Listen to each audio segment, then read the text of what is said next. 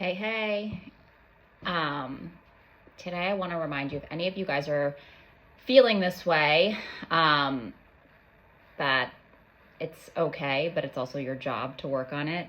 I think sometimes we can get comfortable in our feelings, right? And we hold on to them really tight rather than let them be what they are, which is impermanent, right? Feelings are fluid. They change, they evolve, they come and they go, and none of it is permanent. But sometimes when we are in difficult situations or going through certain things, we like to stay stuck in those feelings. And it's normal. It's a normal reaction, like I actually think I was really proud of myself when my dog passed. Like, yes, I was grieving and the loss and the pain was so bad, but I really tried to stay on top of the fact that this is something that's happening that I have no control over.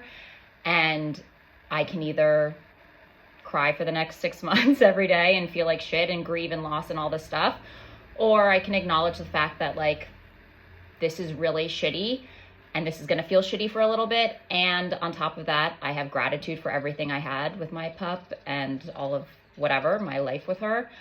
And I can be happy and grieving at the same time. I don't have to wallow in that pain. I don't have to sit in it. I don't have to get comfortable with it to the point where it becomes such a part of my life that it's almost a definition of me, right? And we do that sometimes. Like, so my dog died in November, right? 6 months before that, when I went through a terrible breakup, my ex cheated on me with his now girlfriend and it was shitty. And I kind of wallowed in those feelings, right? Like, I remember 3 months after the fact just being like, this is fucking life. Like, you're fucking hurt and broken. And this is how, when you love and love hard, you get treated. Like, I kind of wallowed in those emotions. And like, it was a part of my entire thought process throughout the day, right? It kind of took control of me. And it was really, I remember talking with a girlfriend of mine when I was staying with her in Fiji, and she was kind of like, what if today we just don't focus on the pain and the loss and we just put it aside? We can dig back into it tomorrow, but like today we just don't. And we just focus on you being here, you're back home, you're with me, we're hanging out, we're having fun, whatever it is. And just one day, just don't have this be the center of your world.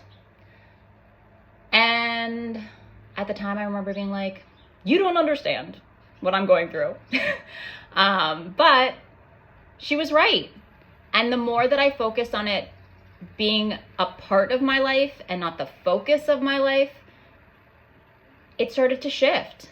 And then it became less important and the rest of my life became more important, and eventually it changed and I didn't wallow in it, and I wallowed in it for a while, don't get me wrong, but I think that it's the shift that you make when you like become actively aware, because it's one thing to just be like, I'm self-aware that this is how I'm feeling, right? I'm feeling this way, that's it. But then you have to work on shifting that if you cannot get out of those feelings and the feelings are not serving you.